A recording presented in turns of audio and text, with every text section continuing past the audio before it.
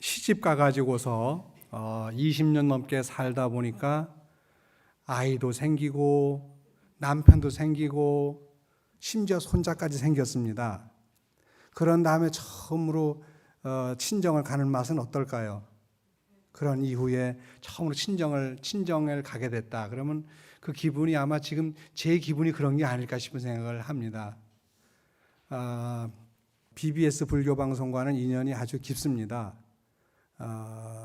93년도부터 94년도 그 겨울에 6개월 정도 걸쳐가지고 삶의 생각하면서 생각했고요. 그리고 96년도 1월 달부터 97년도 8월 달까지 20개월 동안을 또 여기서 생방송 자비의 전화를 했습니다.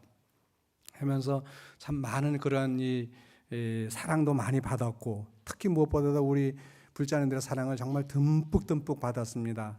그런데 제가 또 제 나름대로도 삶이 있다 보니까 해외로도 또 돌아다니기도 하고 그렇게 했습니다만은 다시 이렇게 와서 보니까 너무너무 좋습니다. 아까 우리 거사님 한 분께서 아마 대한민국에서 제일 큰 그 법당이 아마 불교방송 법당일 거야라고 하셨는데, 제가 여기 들어와 보니까 참 법당이 널찍하고 좋습니다. 아마 여러분들의 마음도 이렇게 넓지 않을까 싶고요. 이렇게 방송국 법당이 넓으면 넓은 것만큼 여러분들의 마음도 넓어질 거라는 생각이 듭니다. 좁으면 좁을수록 옹색해지는데 넓은 데서 함께 하니까 참 좋습니다. 방송이라고 하는 말 그 자체가 보면은 놓을 빵자에다가 보낼 송자 쓰지 않습니까? 우리는 그냥 놓는 것도 힘이 든데, 방샤죠. 방하착이라고 우리가 발음하지만 중국 발음은 황샤저죠. 황샤저라고 하는데, 황샤저가 뭐냐면 황샤는 놓다는 뜻이고 아래로 내려놓다는 뜻이고, 집착할 착자는 저라고 발음하는데 그대로 쭉 유지해 가는 거예요. 어떤 동작의 상태가 그대로 쭉 유지되어 가는 걸 갖다가 영어에서는 킵이라고 하는데, 그 킵의 의미가 바로 저의 뜻입니다. 그래서 저라고 하는 것은 방샤저 그러면은 내려놓은 상태에서 그대로 쭉 가라. 다시 들고 가지 말고. 그러니까 그랬다지 않습니까? 야, 내려놓아라 그러니까 오른손에 거 내려놓았어요. 내려놓아라 그러니까 왼손 것도 내려놓았어요. 또 내려놓으라니까 저 이제 내려놓을 게 없는데요. 그러니까 그럼 도로 가지고 가라 이렇게 했다는 말이 있던데, 내려놓는 상태가 쭉 이어지는 것이 집착할 착의 뜻이에요. 그래서 만약에 정말 방하착이라는 말이 방하에서 끝난다고 한다면 의미가 없는데, 방하착이기 때문에 착자가 들어가기 때문에 계속해서 유지되어 가는 거예요. 그랬을 때에 뭐가 이루어질까요? 마음의 세계에서 내려놓는 일이 이루어진다고요. 다 내려놓아야 그때 뭘 할 수 있죠? 송을 할 수가 있습니다. 그냥 방송이에요. 다 내려놓아야 그 다음에 송이 되는 거죠. 방송의 의미라고 하는 것은 바로 방에서 멈추지 않고 송까지 이어진다고 하는 것에 굉장히 큰 의미가 있습니다. 물론 브로드캐스팅이라고 하는 영어가 있습니다만은 그냥 순수 우리 그 방송이라는 말 자체도 이렇게 소중한 뜻을 담고 있어요. 여러분 잘 처음 들으시죠? 이런 말.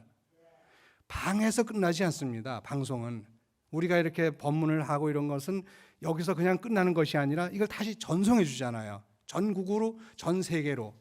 그러니까 방송의 의미가 얼마나 소중한지, 이 방송의 의미는 방의 의미보다, 방하착의 방의 의미보다 더 엄청난 의미를 가지고 있어요. 방하착은 그냥 내려놓은 상태로 있어. 그 상태로 있는 거는 그냥 방의 의미예요. 근데 뒤에 보내지 않습니까? 땡겨서 가져오는 것보다도 보내주지 않습니까?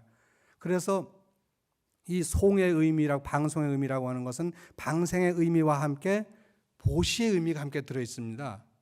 방이라고 하는 방생의 의미도 있지만 송이라고 하는 건 뭐죠? 나누어주는 나눔의 의미, 보시의 의미도 함께 들어있거든요. 그래서 방송이라는 의미는 굉장히 큰데, BBS 하면 누구나 불교 방송 이러죠. 그래서 불교 방송의 방송이라는 말이 저는 너무 좋아가지고 지금까지 그걸 늘 가슴에 담고 삽니다. 아마 여러분들도 이런 얘기를 들으면 아 맞아, 방송은 그런 의미지. 여러분 또 하나 배우신 거예요. 정말 우리가 살면서 저 손자한테도 배운다 그러는데 어르신들 여기 계십니다만 저같이 좀 약간 젊은 사람한테도 배울 수 있지 않습니까? 그래서 방송의 의미는 정말 정말 정말 소중합니다. 이 세상에 가장 넓은 공간이 뭘까요? 가장 넓은 공간은 방송했을 때 제일 넓은 겁니다. 내가 내려놓았고 그 내려놓은 것을 모두에게 다 나눠줄 때만큼 좋은 그런 큰 마음의 세계, 그런 큰 그 법당이 어디 있겠어요. 그래서 방송이라고 하는 의미 속에는 이미 세계에서 가장 큰 법당, 아니 온 우주에서 가장 큰 그러한 법당이, 진리의 전당이 바로 방송이라고 하는 의미를 여러분 한번 생각해 보시면 좋지 않을까 싶습니다. 이 생각만 하나 여러분들이 갖고 계셔도 아 오늘 가서 동봉스님 법문 잘 들었네 라는 생각을 아마 하시게 될 거예요. 제가 어떤 걸 얘기를 할까 했는데 지난번에 제 초파일도 되고 그랬으니까 거기에 맞는 얘기가 어떨까요? 라고 했는데 내가 참여에 대해서 한번 얘기를 하고 싶다고 그랬습니다.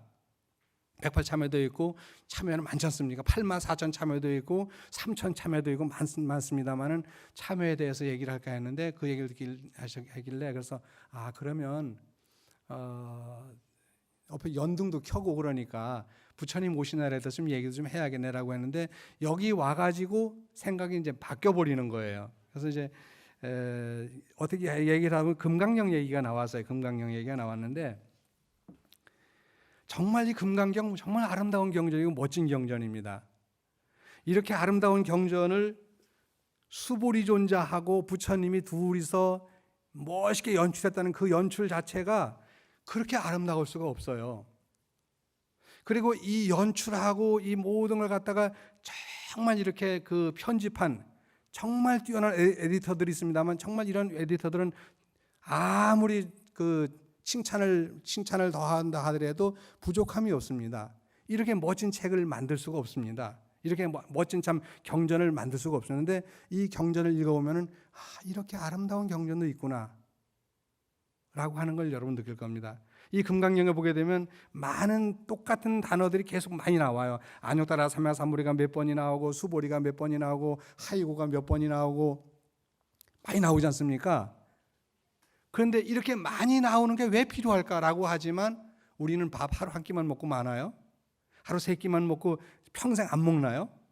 하루 세 끼씩 먹어도 1년이면 약 1000회에 걸쳐서 밥을 먹지 않습니까?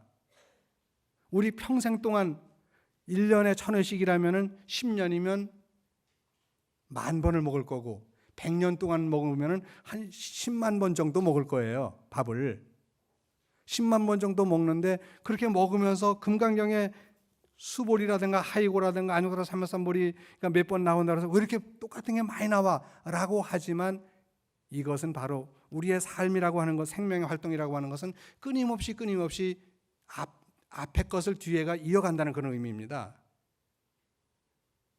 앞에 살아왔던 삶이 거기서 끝나버리고 뒤로 이어지지 않는다고 한다면은 금강경 한번 그냥 읽고 말면 끝입니다. 그런데 이 금강경에서는 그런 걸 가르치는 게 아니라 앞에 삶을 이어서 뒤의 삶은 계속 이어진다는 거죠. 계속 이어진다는 겁니다.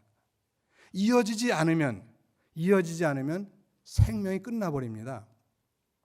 여러분 이렇게 그 손님이 왔어요. 손님이 왔는데 포트에 물을 끓여야겠네.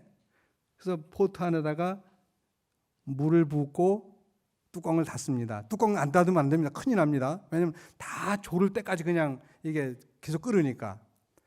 그래서 뚜껑을 반드시 다 덮은 상태에서 보온 상태가 보통 뭐 90도라든가 98도라든가 뭐 이렇게 돼 있지 않습니까? 거기 놓게 되면은 뭐 95도도 있고 80도도 있겠습니다만 그 상태에 놓게 되면은 100도까지 올라갔다가 다시 어디로 내려와요? 그 보온이 설정된 대로 다시 내려옵니다. 내려오거든요. 안 내려오면 어떨까요? 안 내려오면은 보온 장치를 꺼버리고 그냥 계속 끓는 장치로 계속 가열로 해놓으면 됩니다. 계속 가열로 해놓으면 그 속에 있는 물이 다 기화돼서 허공으로 날아 올라간 다음에나 꺼져버립니다. 그럼 문제가 커지죠. 무슨 문제가 커지죠? 기계 자체가 망가질 수가 있습니다. 물이 하나도 없는 상태에서 나중에 졸아서 그냥 타버리다 보니까 기계 자체가 망가질 수 있는데, 보통 요즘 기계들은 어떠냐면 100도까지 끓으면 다시 보온 상태로 되돌아갈 수 있게끔 그렇게 만들어 놨어요.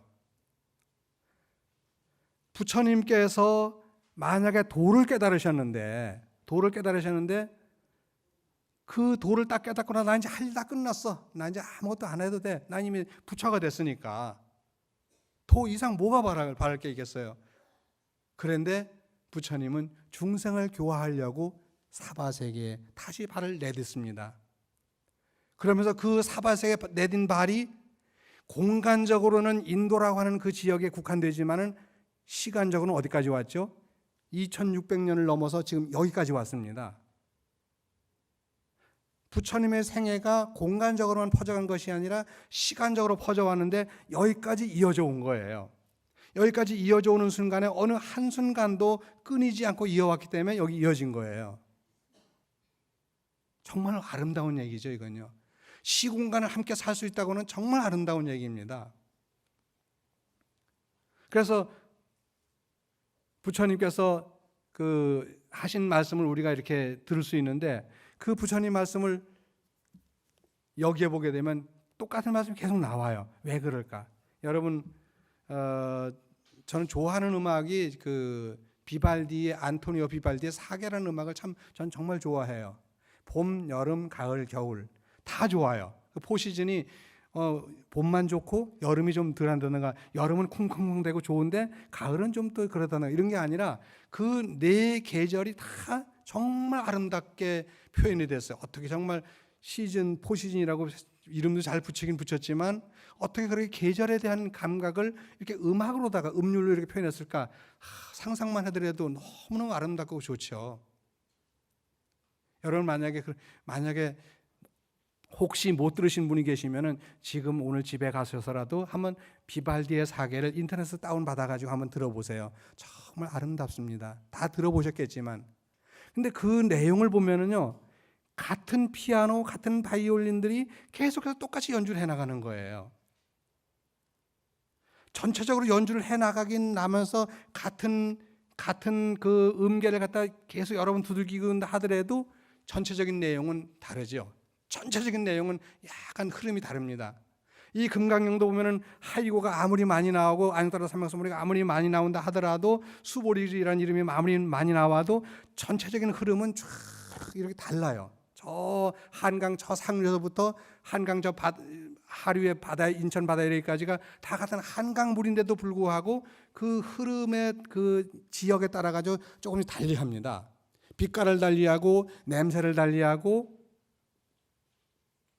그 소리를 달리하고, 그리고 물맛 자체도 달라져요. 그 달라지는 것처럼 이 금강경 속에 이렇게 많은 이야기가 나오지만 이 금강경이 살아있는 경전이다 보니까 똑같은 이야기를 계속 반복하는 거예요. 바로 변주입니다. 여러분, 음악을 할 때 변주 없는 음악은요, 음악의 가치가 없습니다. 사실은요. 음악이라고 하는 게 음악의 무엇이면 변주예요.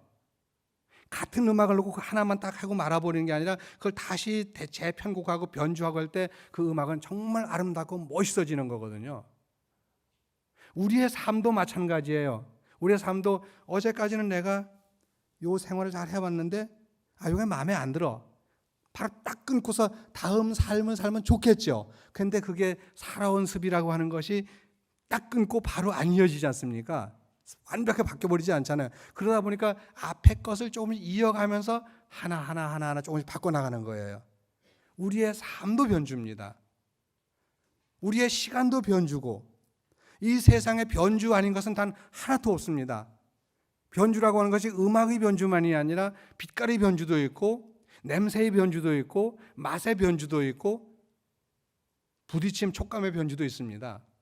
그러니까 젊었을 때 먹던 그 똑같은 된장국을 갖다가 지금 먹으면 그때 맛보다 더 좋아질 수도 있고 못할 수도 있는 거예요. 왜? 변주이니까. 우리의 맛도 변주하니까. 그 전체를 아우르는 한마디 말이 뭐냐면 재행무상이라는 말입니다. 이 세상에 영원한 것은 단 하나도 없다. 재행무상입니다. 만약에 어떤 것이 고정된 형태로 있다고 한다면 그거는 살아있는 것이 아닙니다. 나는 평생 나는 이렇게 젊을 대로 살고 싶은데 난 더 늙지 않고 그냥 이대로 살 수는 없을까? 그 자체가 이루어질 수도 없거니와 그렇게 이루어진다면 그건 삶이 아니죠. 모든 것은 변하기 때문에 아름답습니다. 금강경의 내용도 변주의 내용이기 때문에 아름다운 겁니다. 꼭 변한다는 것보다는요, 변주이기 때문에 아름다운 거예요. 여러분 오늘 나눠드린 팜플렛 중에서 보게 되면 여기에 바냐바람다 심경이 있습니다. 중간이지만은 같이 한번 읽어보겠습니다.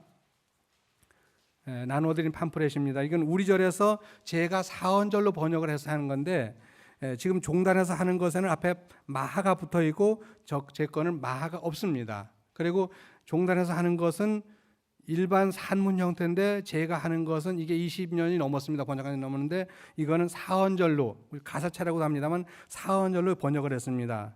그래서 이 사언절이기 때문에 때에 따라서는 뭘로 할 수 있었죠?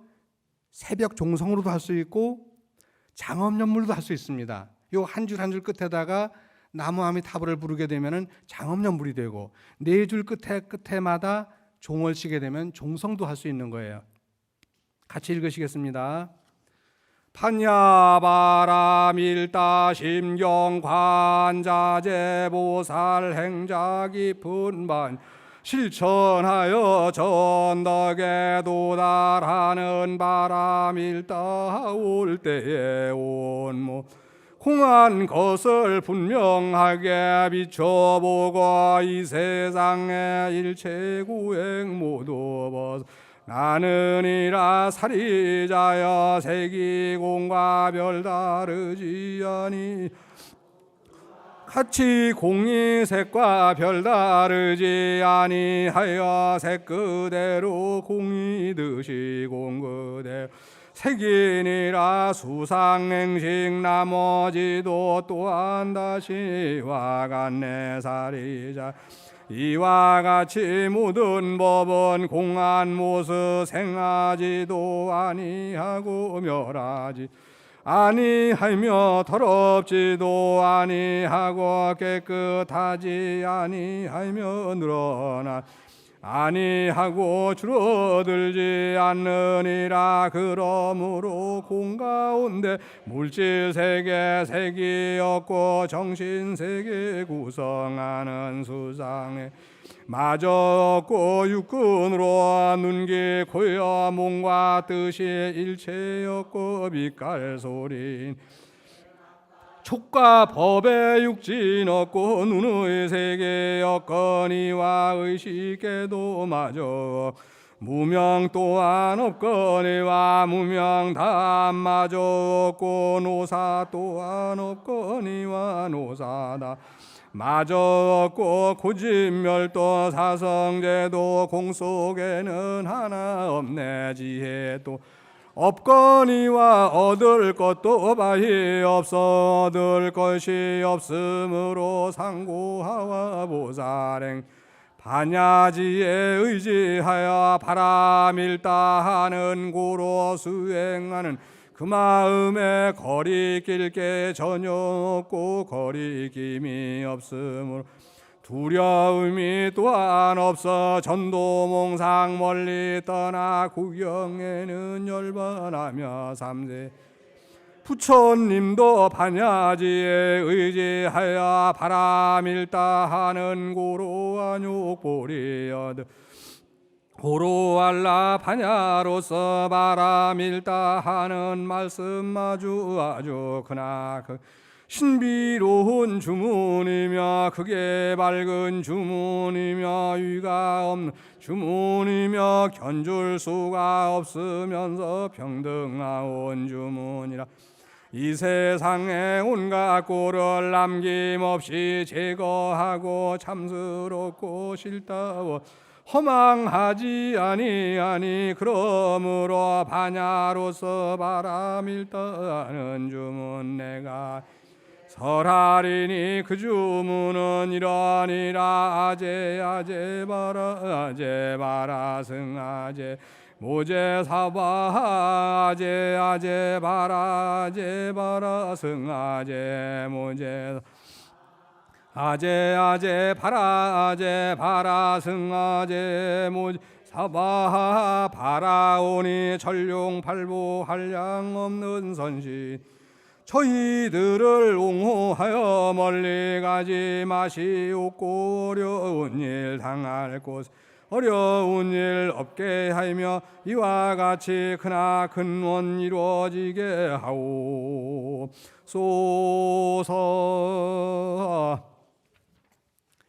부처님께서 만약에 도를 깨달으시고 그냥 열반에 드셨다고 한다면은 우리는 부처님을 만나지 못했고 부처님 가르침도 만나지 못했고 그리고 승단이라고 하는 자체도 우리는 모를 겁니다. 불교라고 하는 이름 자체가 아마 없어졌을 거예요. 근데 부처님께서 도를 깨달으신 상태에서 뭘 하셨냐 하면은 끊임없이 중생교화를 하셨어요. 당신의 마음을 깨달으셨는데 그 깨달은 게 너무 소중해서 도저히 당신이 그걸 그냥 혼자 안고 가기가 너무 아까운 거예요. 불교가 정말 좋은 줄은 알았는데 그래서 불교를 갖다가 불교에서 방 내려놓으라는 걸 정말 열심히 했는데 여기서 그냥 그칠 수가 없잖아요. 그러다 보니까 송을 하는 거예요. 방송을 하는 거예요. 부처님도 만약에 거기서 방에서만 끝났다고 한다면 우리는 송을 하지 않았으면 우리는 지금 여기까지 시간적으로 보내오지 않았다면은 공간적으로도 보내갔지만 시간적으로 여기까지 보내오지 않았다면 우리는 부처님 가르침을 만날 수 없습니다. 아까도 얘기했지만 물을 끓이다가 100도까지 따고 놔두고 나면은 계속 가열을 놓게 되면은 계속 가열에다 다 타버리고 말합니다. 물이 다 없어져 버리고 말아요. 그럼 계속 뭘 해야 되죠? 물을 갖다 집어 넣어줘야 돼요. 계속 가열은 계속 물을 집어 넣어줘야 됩니다. 마찬가지로 사람이 살아가는 데 있어가지고 계속 살아가려면 뭐가 필요하겠어요? 계속 끊임없이 에너지를 집어넣어줘야 됩니다. 칼로리를 집어넣어줘야 됩니다. 그게 없으면 우리는 살아갈 수가 없는 거예요. 그런데 부처님은 중생을 교화하기 위해 가지고 당신이 깨달은 그 깨달음에서 머물지 않고 중생을 교화하려고 거리로 나섰습니다. 그래서 부처님은 깨달으셨으니까 우리는 그래요. 부처님은 이미 완벽한 깨달음을 얻으셨으니까 그분은 절대 마음이 흔들리지 않는 분일 거야 라고 할 수 있습니다. 그것은 서가모니 부처님에 대한 얘기일 뿐이고요.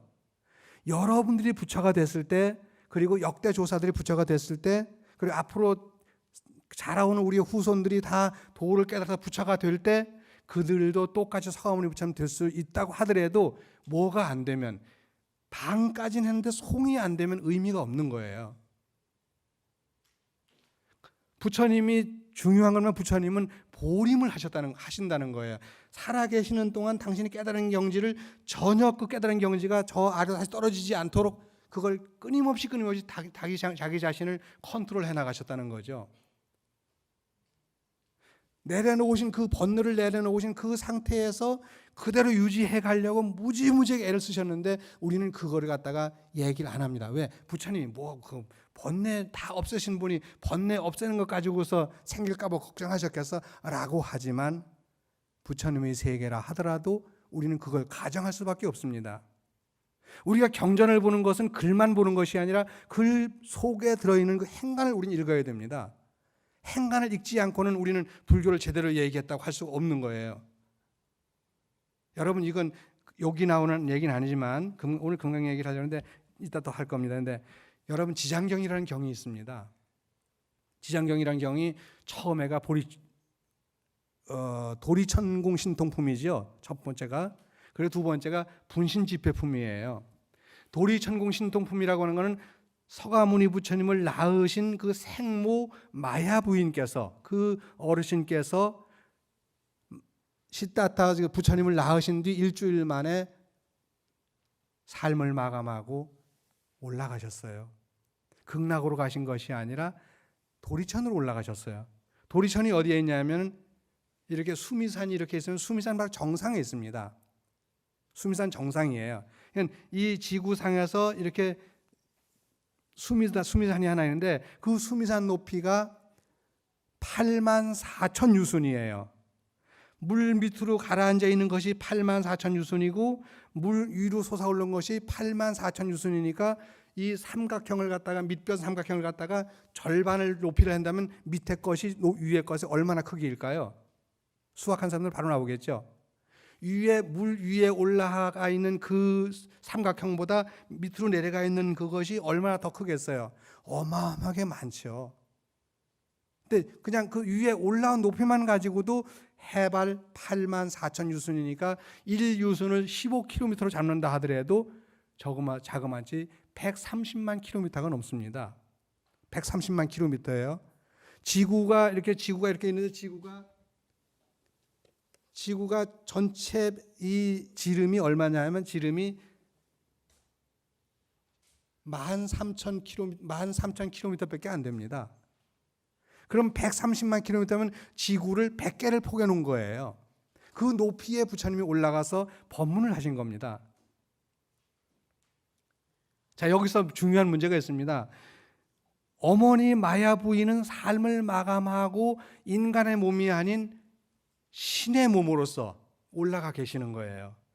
그러니까 그분은 인간의 어떤 그런 생태의 영향을 받지 않고 올라가 계실 수 있습니다. 그런데 서가모니 부처님은 사람의 몸이었잖아요. 아직 살아있는 사람의 몸이었는데 어떻게 우리가 지상으로부터 해발 10,000m만 올라가도 숨을 못 쉬는데 어떻게 거기를 올라가서 어떻게 법문을 하셨냐 이거예요. 어떻게 거기 올라가서 법문을 하셨지? 상상이 안 가죠.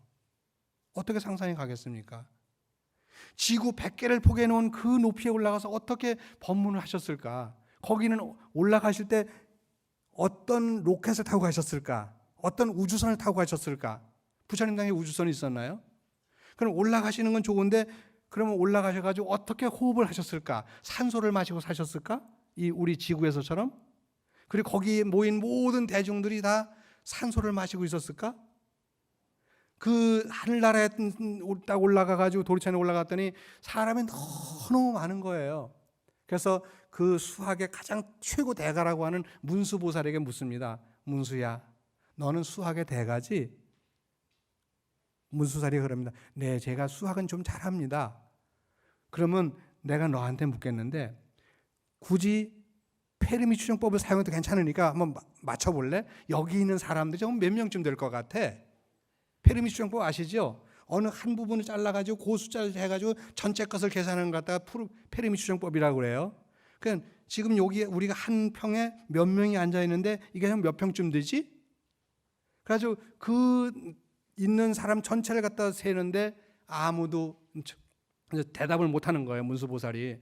부처님, 제가 지금까지 살아오면서 모든 지혜를 다 총동원한다 하더라도 여기에 있는 모든 청중들을 다 셀 수가 없습니다. 몇 명인지 몇만 명인지 몇 억 조가 될지 모르겠습니다라고 하니까 그러면 두 번째 질문, 이 사람들이 다 누구라고 생각하냐라고 묻습니다. 두 번째 질문이에요. 그러니까 문수사리 보살이 잘 대답을 못합니다. 버벅버벅댑니다. 저 지금 버벅대듯이 버벅대는 거예요. 그러니까 부처님이 다시 또 묻습니다. 정말 모르냐? 정말 모른다는 거예요. 이들이 바로 지장보살의 분신이라고 합니다. 이 많은 대중들이 이렇게 도리천궁을 33천을 꽉 채웠는데 그 꽉 채운 그 엄청난 그런 그 18개, 새끼 18개, 무새끼 4천에서 다 왔어요. 욕계 6천에서는 올라간 사람이 있는지 모르지만 무새끼 4천과 새끼 18천에서 24천에 다 왔어요. 22천인가? 22천에 다 왔어요. 욕계에서 올라간 건 누구예요? 부처님뿐이 없죠. 몰라, 부처님 혼자 올라가시지 않고 아마 같이 시자들이 따라 올라가긴 했었겠죠. 그런데 그 청중들이 다 엄청나게 모였는데 그들이 다 누구냐 하니까 서가모니 부처님 말씀하시기를 이 사람들이 다 누구냐? 바로 지장보살의 분신이다라고 합니다. 여러분 상상 가세요? 지장경 한번 읽어보셨어요? 지장경에 보게 되면 그렇게 그런 얘기가 나옵니다. 그러니까 이제 부처님이 또 세 번째 질문을 합니다. 이들이 분신인데 그럼 본신이 있지 않겠냐라고 합니다. 그러니까 문수보살이 그렇겠죠 부처님. 당연히 분신. 이건 제가 구어체로 말하기 때문에 경전은 이대로 안 나옵니다. 제가 구어체로 말하는 거예요. 그럼요 부처님. 당연히 본신이 있겠죠. 마치 찻잔 속에 달이 있고 님의 그리운 님의 그 사랑하는 님의 그 눈동자에 달이 와서 비치고 호수에 달이 비치고 강물에 달이 비치고 대야에 달이 비치고 물그릇에 달이 비치는 것처럼 물이 있는 곳이면 다 달이 비치는 것처럼 본달이 있으니까 비추겠죠. 본신이 있으니까 분신이 있겠죠라고 했어요. 그래서 이제 그때 부처님이 네 번째 질문을 합니다. 자, 그러면 네 번째 잘 질문할게. 그러면 그 지장보살의 본신과 여기 있는 이 분신이 질량이 같을까 다를까? 이 물리학 용어는 제가 쓰는 겁니다. 원래 거기는 그런 말은 없지만 그 비슷한 말씀을 부처님이 하셨는데 제가 이 물리학 용어를 갖다 쓰는 거예요. 왜? 요즘에는 우리가 물리학 용어를 써줘야 돼요. 이 질량이 같을까 다를까?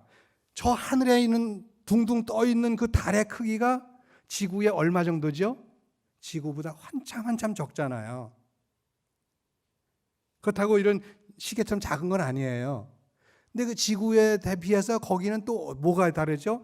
중력 자체가 달라요. 그래서 여기서 제 몸무게가 60kg 나가면은 거기 가면 12kg밖에 안 나갑니다. 아니, 10kg밖에 안 나갑니다. 6분의 1을 줄어버립니다. 왜? 중력이 땡기는 힘이 낮으니까. 그런 것처럼 그 달의 질량과 물에 비친 질량이 같다고 한다면 우리가 어떻게 믿겠어요? 작은 찻잔 속에 비친 달의 크기와 부피, 무게, 저 하늘에 떠 있는 달의 크기와 부피와 무게를 갖다가 똑같다고 한다면 아무도 믿을 수가 없는데 사가모니 부처님은 그 얘기를 하십니다. 본신과 분신의 질량은 똑같느니라. 이렇게 멋진 이야기를 우리는 부처님 하고 계신 거예요. 2600년 전에 하신 겁니다. 아까 우리 노과사님 말씀하시면 정말 불교 멋있는 겁니다. 이렇게 정말 멋있는 불교를 놔두고 우리는 엉뚱한 데서 다른 걸 배우고 있어요. 정말 물리학을 여러분들이 조금이라도 연구를 해보시면 이렇게 멋진 불교가 있나 싶어요. 안 했을 때는 모릅니다. 물리학 안 했을 때는 모릅니다. 정말 물리학을 하고 나면 물리학 우리가 배척할 게 아니라 일단 우리가 이용해야 되는 거예요. 왜? 이때는 도구로 이용하는 것이지 우리가 물리학을 하라는 것이 아닙니다. 저는 그렇습니다. 그 물리학을 통해서 물리에서 얘기하는 것이 얼마나 부처님의 말씀을 그대로 잘 드러내고 있는가, 이걸 우리는 알아야 돼요. 세상에 저는 이렇게 멋진 불교를 아직 본 적이 없습니다. 어떻게 부처님께서 그 2600년 전에 저 지장보살의 본신과 지금 여기에 있는 수천만억 조의 그 중생들 분신의 그게 하나하나가 다 질량이 같다고 할 수 있을까? 어떻게 하늘에 떠 있는 저 둥근 달과 찻잔에 있는 이 달의 부피와 크기와 무게가 똑같다고 할 수 있을까? 양자 물리학을 하지 않고 이게 절대 나올 수 없는 이야기입니다. 그런데 이미 부처님은 당신의 세계 속에서 그런 걸 다 하신 거예요. 그러면서 그들을 교화하기 위해서 당신은 끊임없이 뭘 하셨어요? 끊임없이 공부를 하신 거예요. 부처님은 그냥 나오는 게 아닙니다. 그냥 나올 수가 없습니다. 부처님이 아무리 도를 깨달았다고 해가지고 그냥 나오는 게 아닙니다. 내가 도를 깨달았다고 해가지고 내가 영어를 저절로 해지는 것도 아니고, 내가 도를 깨달았다고 스페인어를 저절로 해지는 게 아닙니다. 그건 그쪽 언어를 배우고 익혀야 되는 거예요. 그건 후천적인 거예요. 부처님의 중생을 교화하기 위해서 깨달은 마음은 깨달았지만은 끊임없이 당신을 보림을 하셨습니다. 방하에서 끝나지 않고 착의 세계를 계속 이어나가신 거예요. 부처님이 만약에 도를 깨닫고 나가서 거기서 그냥 멈췄다면 저도 부처님 못 만났고 여러분도 못 만나고 존경받지도 못해요. 정말 하나에서 10가지, 정말 하나의 짧은 순간에서부터 정말 짧은 순간까지도 오로지 중생을 위해 살다 가시는 분이시기 때문에 정말 우리는 참 감사하게 생각하는 거죠. 불교 믿으면서 감사할 수 있다고 한다면 그런 걸 떠나서 우리가 다른 거 가지고 감사할 수 있는 게 하나도 없습니다. 그런데 금강경 전에는 그게 매 조목조목마다 나와요. 제가 이 금강경은 물리학 입장에서 썼습니다. 원래 이제 요거 전에 나온 게 아미타경을 이런 즐거움인데 요거는 그 정토의 세계, 또 환경의 세계에서 이 글을 썼습니다. 왜? 정토라고 하는 극락정토라고 하는 우리가 살아가는 환경이잖아요. 환경 떠나가지고 우리 살 수 있나요? 못 삽니다. 단 1mm의 공간도 내게 허락하지 않으면 난 못 삽니다. 여러분도 1mm의 공간이 허락하지 않으면 못 살아요. 움직일 수가 없습니다. 단 1mm라도 여러분이 움직일 수 있는 공간이 있으니까 사는 거예요. 단 1초라도, 아니 1초에 적어도 10의 마이너스 10발자생의 1이란 찰나라 할지라도, 그 짧은 찰나라 할지라도 그 찰나마저도 우리가 없으면 살아갈 수가 없습니다. 그 시간과 공간이라고 하는 똘똘 뭉쳐가지고 우리는 환경이라는 말을 쓰고 있습니다. 환경이에요. 그걸 불교에서는 뭐라고 그래요? 기세간이라고 합니다. 그릇 기자 세간이에요. 그릇 세간이에요. 여러분, 그릇이 없으면 아무것도 담을 수 없지 않습니까? 연꽃이 진흙탕에서 이렇게 연못에서 핍니다. 근데 연못 한 송이 꺾어낼 수는 있어요. 그 연못에 사는 붕어나 잉어 한두 마리 죽일 수는 있어요. 근데 만약에 그 연못 자체를 망가뜨리게 되면 어떻게 되겠죠? 연못 자체를 망가뜨리게 되면은 연꽃도 다 놔두고 붕어도 다 놔두고 거기다가 약간 그 생태계를 다 파괴해가지고 못 쓰게 만들어 버리게 되면은 연꽃도 피어나지 못하고 붕어도 살지 못하고 잉어도 살지 못합니다. 우리도 그 꽃을 바라볼 수도 없습니다. 그만큼 우리가 살아가는 환경이라고 하는 것은 정말 정말 소중합니다. 이 환경의 세계를 놔두고 다른 계율을 얘기한다는 것은 이거는 어불성설입니다. 환경이 이렇게 나빠지는데 불구하고 이 환경에 대해서 우리가 피켓을 들고 해야 되는데 다른 엉뚱한 거 가지고 피켓 드는 거는 아직은 이 사람이 생각이 거기까지 못 미친 거예요. 환경이라고 하는 세계는 10번, 100번, 1000번 강조해도 부족함이 없는데 서가모니 부처님은 그 환경의 세계를 얘기를 하신 거예요. 너희들이 살아가는 삶의 세계를 깨끗하게 하지 않고는 안 된다. 그 얘기를 하려고 하다 보니까 뭐가 필요해요? 비유가 필요했던 거예요. 비유가 필요하니까 극락세계를 설정을 하신 거예요. 물론 실제 있을 수도 있습니다. 근데 설정을 하고 극락세계는 이렇게 아름다운 곳인데 왜 아름다운지 알아? 이러이러하기 때문에 아름다운 거야. 그 극락세계를 설명하는 아미타경의 내용을 갖다가 여기다가 다 턱 갖다 놓게 되면 여기가 바로 아름다운 세계가 되는 거예요. 마음만 아름답다고 아름다워지나요? 마음만 아름다워지는 것이 아니라 마음이 아름답다고는 지정각세계가 아름다운 거예요. 우리의 지정각세계. 중생이 아름다운 것은 이 그릇세가 환경 속에 살아가는 모든 생명들이 아름다운 거예요. 그런데 아무리 생명이 아름답고 아무리 깨달음이 아름답다 하더라도 환경 자체가 오염되어져 있으면 우리는 제대로 된 삶을 살 수가 없어요. 그래서 제가 아미타경을 번역해낸 게 환경을 중심으로 번역을 해냈고요. 왜냐하면 극락세계가 환경의 경전이잖아요. 아미타경이. 그래서 이건 3년 전에 나오고 이건 이제 지난해 겨울에 나왔는데 제 책 자랑하려고 나온 건 아닌데 아까 이제 금강경 얘기를 하셔서 제가 하는 겁니다. 여기 계신 분에서 금강경은 사실은 원래 뇌과학 쪽에 쓰려고 했던 거예요. 뇌과학. 근데 뇌과학이 어떻게 보면 약간 편향적이어가지고 뇌과학에 머물 수는 없다 해가지고 그냥 정신의학 쪽에서 이 글을 썼습니다. 제가 정신의학 쪽에 불교로 이해하는 거는 누구나 할 수 있습니다. 지금 이 금강경만 하더라도 우리나라에 역대로 쭉 내려온 것이 수십만 권이 넘습니다. 금강경만큼은. 왜? 누구나 다 금강경을 좋아하니까. 근데 수십만 권 속에 어디에도 물리학 얘기가 나오지는 않습니다. 어디에도 과학 얘기를 들어가지고 불교 경전 이야기하지는 않습니다. 그런데 이 속에는 그런 이야기가 나옵니다. 지금 어쨌든 우리가 살아가는 이 시대는 여러분 작은 이 스마트폰 하나도 이것도 뭘로 되어 있어요? 이게 다 과학이고 물리 세계입니다. 요 세계를 떠나서 우리는 살 수 없는 것처럼 부처님의 경전을 오늘의 세계로 우리는 끌어올 그게 필요한 거예요. 근데 오늘 낮에도 제가 얘기했습니다만 이런 데 대해서 아직 그 많은 대학에서, 우리나라 대학이 얼마나 많아요. 동국대학교는 당연히 종립대학이 있지만은 다른 원광대학도 있고 불교 관계 대학들도 많지만 누구도 이런 데에 대해서 그런 걸 바탕으로 쓴 사람이 아무도 없는 거예요. 어떻게 부처님은 저 도리천궁에 올라가셔서 법문을 설했을까? 산소를 어떻게 공급했을까?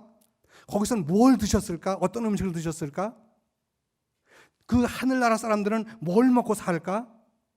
어떤 언어를 사용했을까? 부처님이 도리천 가가지고 이 지구상의 언어를 사용하지는 않았을 거 아닙니까? 다 하늘 사람들이니까. 금강경에도 보면 맨 뒤에 가가지고 아수라가 있고 하늘이 나오는데 그들을 위해서 부처님은 어떤 언어를 쓰셨을까? 여기서 나오는 여시아물리시물이라는 우리말을 쓰셨을까? 인도말을 쓰셨을까? 아니면 전 세계가 통용된다는 에스페란토어를 쓰셨을까? 에스페란토어도요, 배우지 않으면 모릅니다. 역시 마찬가지입니다. 배워야 되는 거예요. 이런 거, 적어도 우리가 이런 거 정도는 우리가 연구를 해서 여기서 박사가 나와야 되는 거예요. 물리학 박사가 아니라 언어학 박사가 나와야 돼요. 불교의 언어학 박사가 많이 나와야 돼요. 학자들이 뭐 합니까? 학자들은 당연히 이런 거 연구해야죠. 금강경 무슨 언어로 쓰였는데 저게 한문으로 쓰였어? 처음에 부처님이 한문으로 하셨을까? 산스크리트어로 하셨을까? 빨리어로 하셨을까? 그건 두 가지는 가능할 수 있어요. 그러면 산스크리트나 빨리어를 모르는 그런 저 하늘나라에서 온 대중들은 어떤 말을 알아들었을까? 굉장히 중요한 내용입니다. 이런 걸 연구 안 하면 안 되죠. 정말 이 금강경 잘 읽으면은요, 이 금강경처럼 좋은 경전은 없습니다. 제일 좋은 게 뭐냐면요, 먹어야 하느니라. 둘째, 입어야 하느니라. 셋째, 또 씻어야 하느니라. 밖에 나가 1250명의 비구들을 데리고 나가지고 밖에 가서 탁발하는 법을 가르칩니다. 당신이 맨 앞장서 가지고 탁발을 하십니다. 그래서 돌아와 가지고 다 한 자리에 앉아 가지고 음식을 드십니다. 탁 먹어야 되는 문제죠. 먹고 씁니다. 먹고 나 가지고 뭐죠? 옷을 정제해야 됩니다. 손발을 씻어야 됩니다. 그리고 고요의 세계로 들어갔다가 다시 나옵니다. 들락날락 하시죠. 금강경 전체가 변주의 경전이듯이 부처님은 정멸의 세계, 고요의 세계에 들었다가 다시 시끄러운 세계로 다시 나오면서 이 금강경 설하시는데, 이 금강경 정말 멋있는 경전이라는 말씀을 드리면서 반야심경도 여러분 한번 같이 읽어보시기 바랍니다. 여러분 즐거운 시간 되시기를 진심으로 빌겠습니다. 성불하십시오.